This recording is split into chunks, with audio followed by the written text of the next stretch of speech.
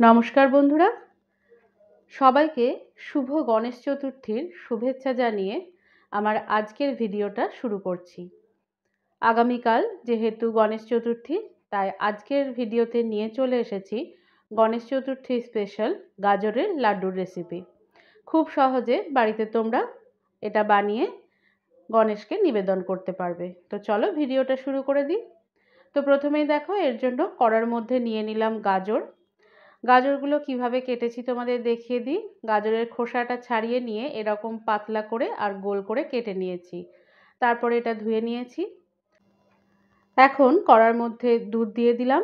এটা আমি রুম টেম্পারেচারের দুধ ব্যবহার করেছি। দুধটা একবার ফুটিয়ে নিয়েছি, তারপর ব্যবহার করছি।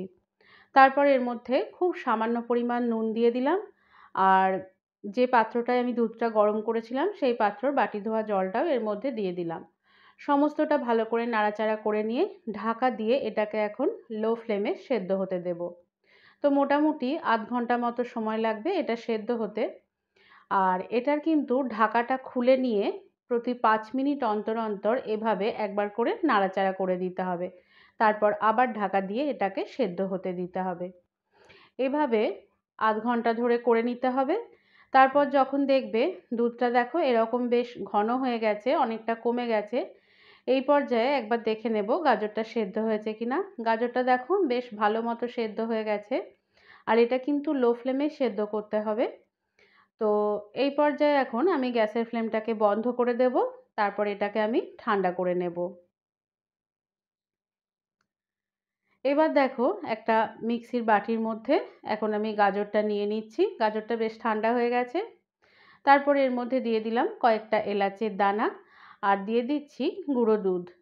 এটা দেওয়ার পর এটা মিক্সিতে আমি ভালো করে ব্লেন্ড করে নেব। একদম দেখো এরকম একদম মিহি করে এটা ব্লেন্ড করে নিতে হবে।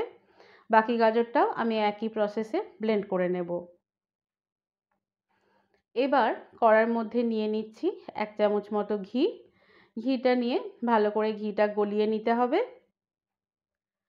তারপর এর মধ্যে গাজরের যে পেস্টটা বানালাম সেটা ঢেলে দিচ্ছি।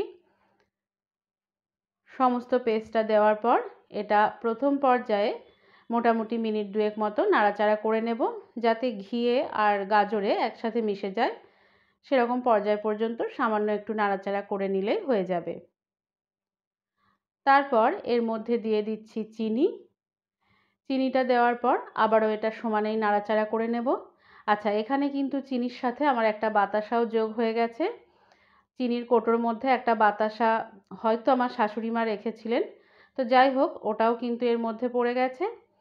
তো এখন সমস্তটা আমি লো টু মিডিয়াম ফ্লেমে নাড়াচাড়া করে নেব।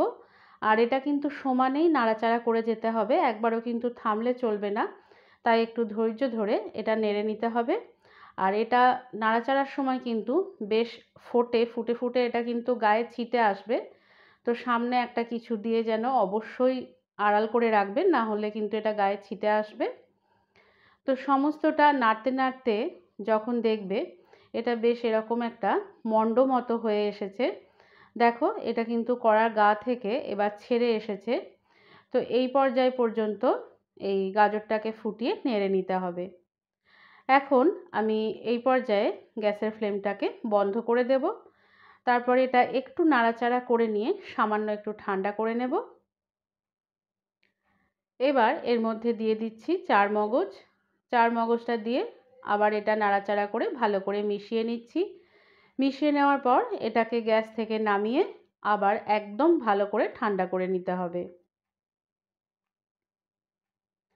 এখন দেখো এখানে মেল্টেড ঘি নিয়ে নিয়েছি। ঘিটা নিয়ে ভালো করে হাতের মধ্যে গ্রিজ করে নেব।